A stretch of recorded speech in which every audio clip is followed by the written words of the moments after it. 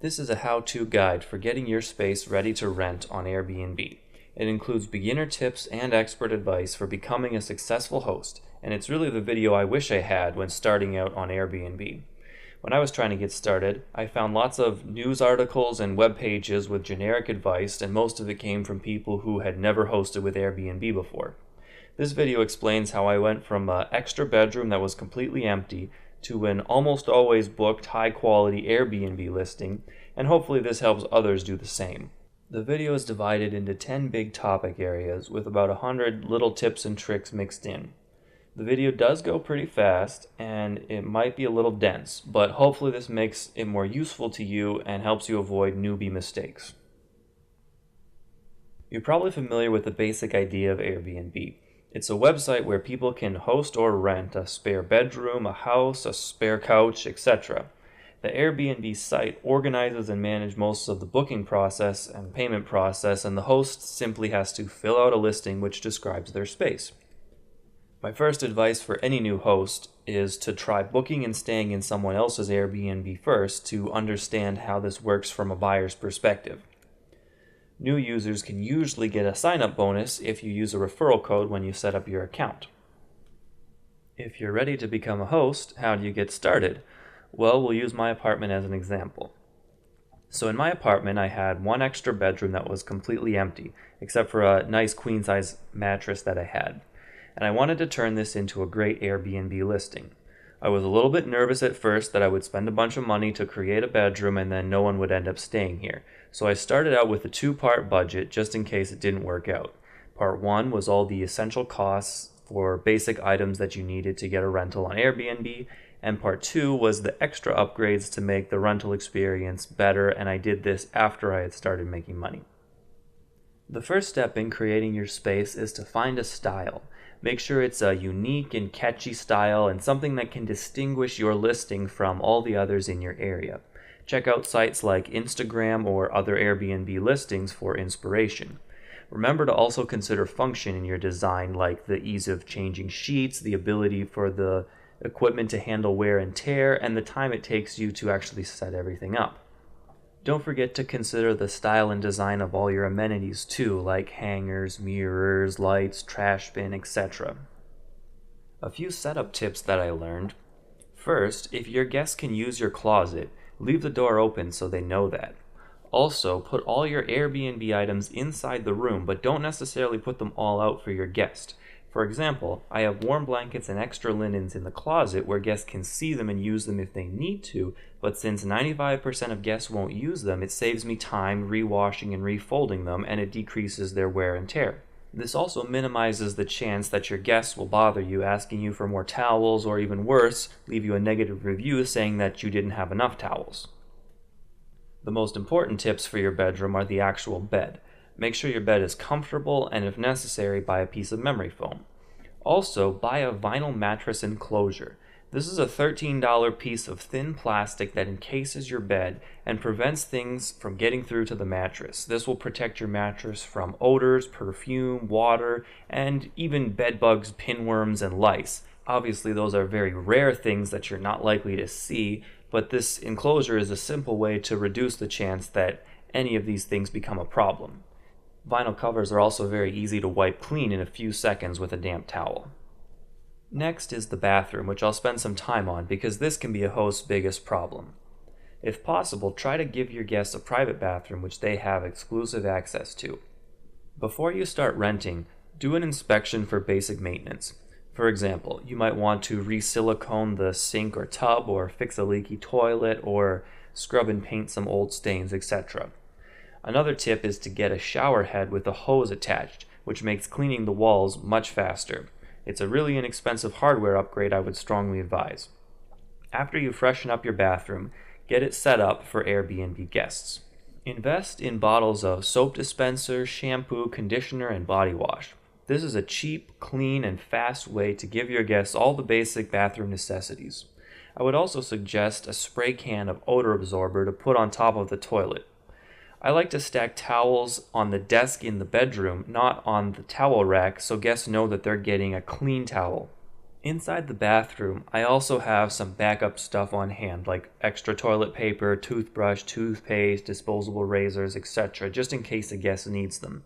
I usually put these in the drawer where guests who are missing them might look, but otherwise most people will never use these items. The most important part of your bathroom is to make sure it's clean. Before each guest, the bathroom needs to be cleaned.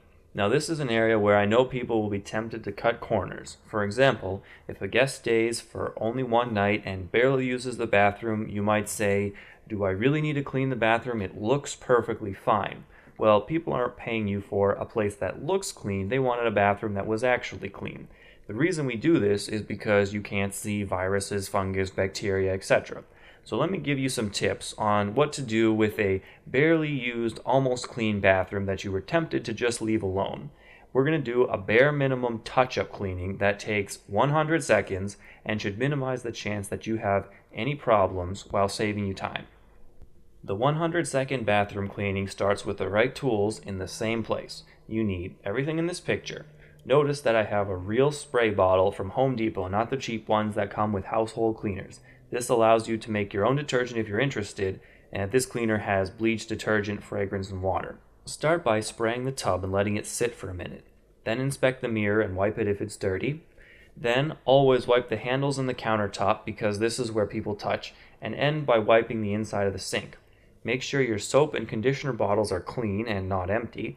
Then check your toilet paper and go to the toilet and wipe the handle, the seat, under the seat, and the rim. Now, go to your tub and mop the bottom and sides. Turn on the shower and rinse the entire tub. Be sure to look for stuck hairs. Even one hair will stick out and make the entire bathtub look gross. End by wiping the floor. You should do at least the 100-second cleaning every single time. Don't forget to do a complete cleaning on a regular basis, which includes washing the shower and the floor mat. This should ensure that your rental will not become the feature in a bad news article. When it comes to preparing for your next guest, make it easier on yourself. This starts with good planning. Make sure all your linens are white and you have all the proper cleaning supplies nearby and ready to go.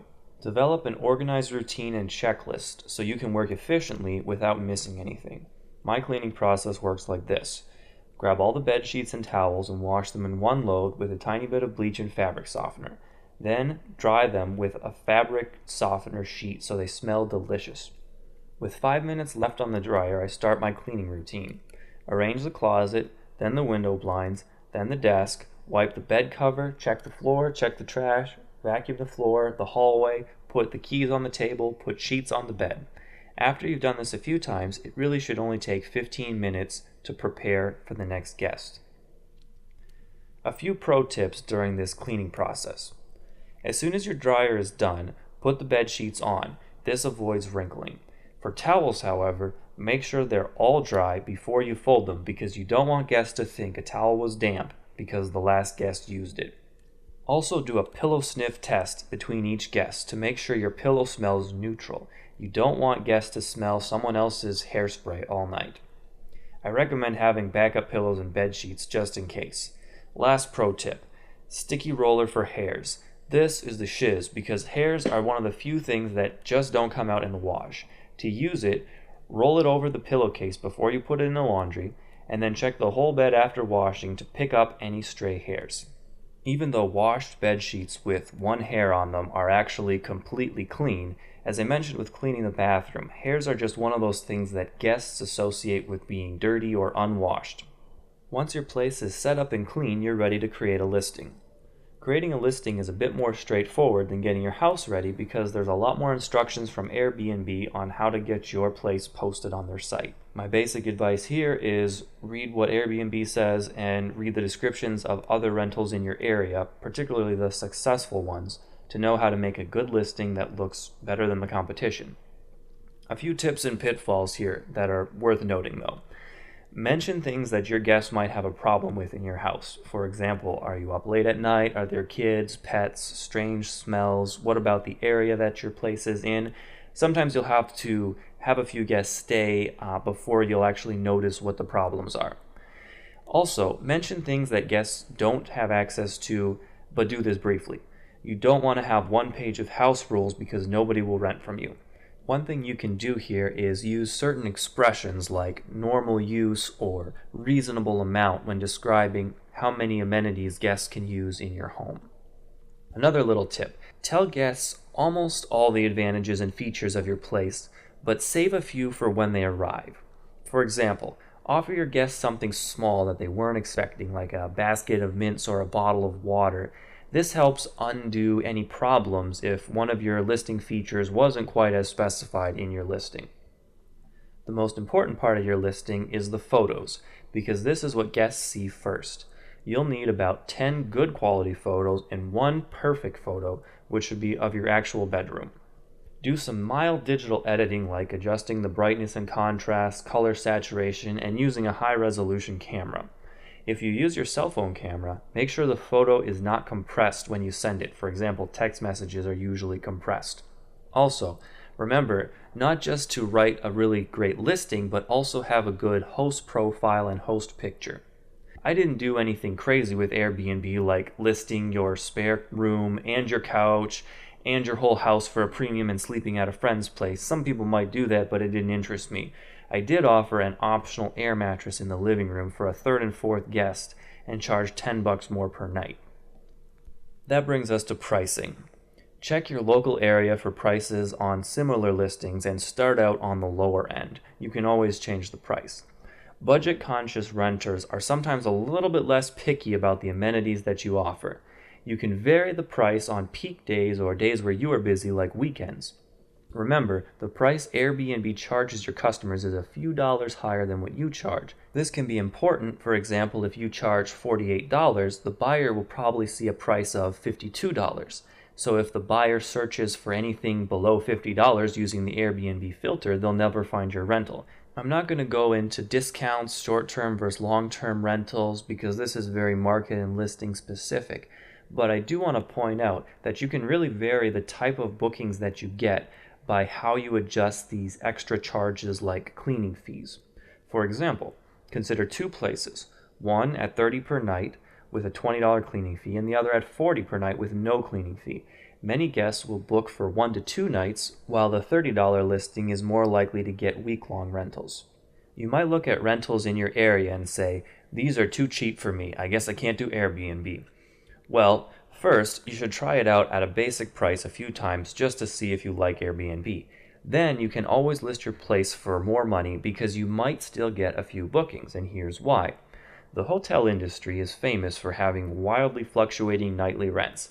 Each city has a few weekends a year where there's a big event in town and all the hotels are charging top dollar and all the cheap Airbnb places were booked up a long time ago, so your place may look like a great deal even though it's usually too expensive. For communication, you should reply to all messages right away because response times are tracked by Airbnb. Send all your guests a personal confirmation message so they know that you were paying attention to your Airbnb listing. This is very important if you allow automatic booking because then you may not have talked to your guest yet.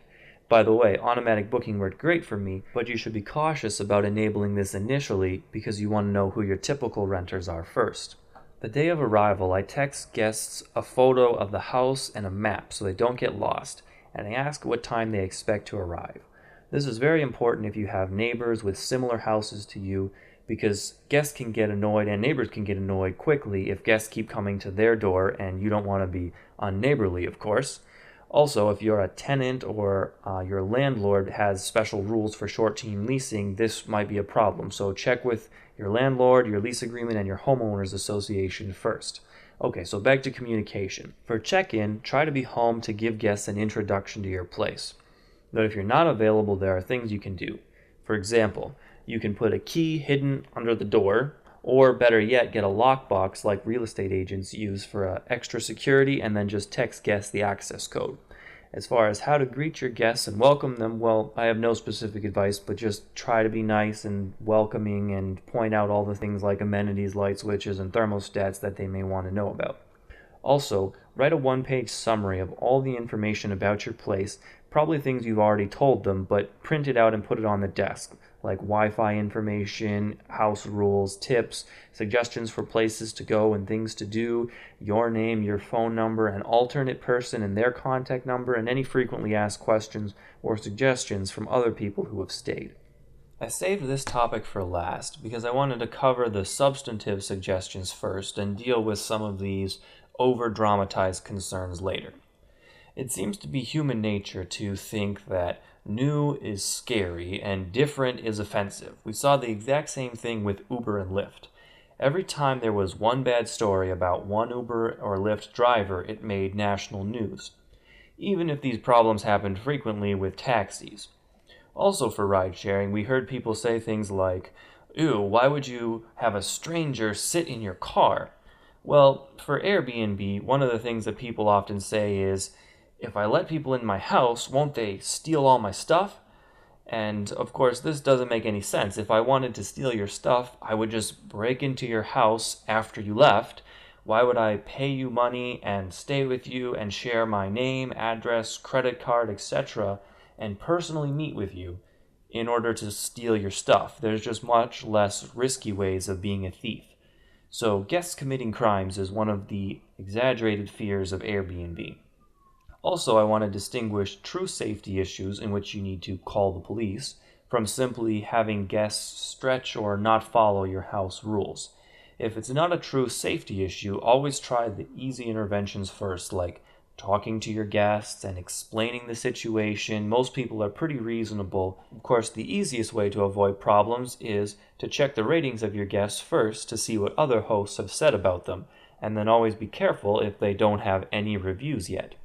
From this video, you can see that it's easy to get started with Airbnb, and there's a very low barrier to entry. I really like Airbnb and the sharing economy idea in general because it allows anybody to benefit from all levels of a business. For example, to make money as a traditional hotel owner, you would need a few $1,000,000 and a hotel first.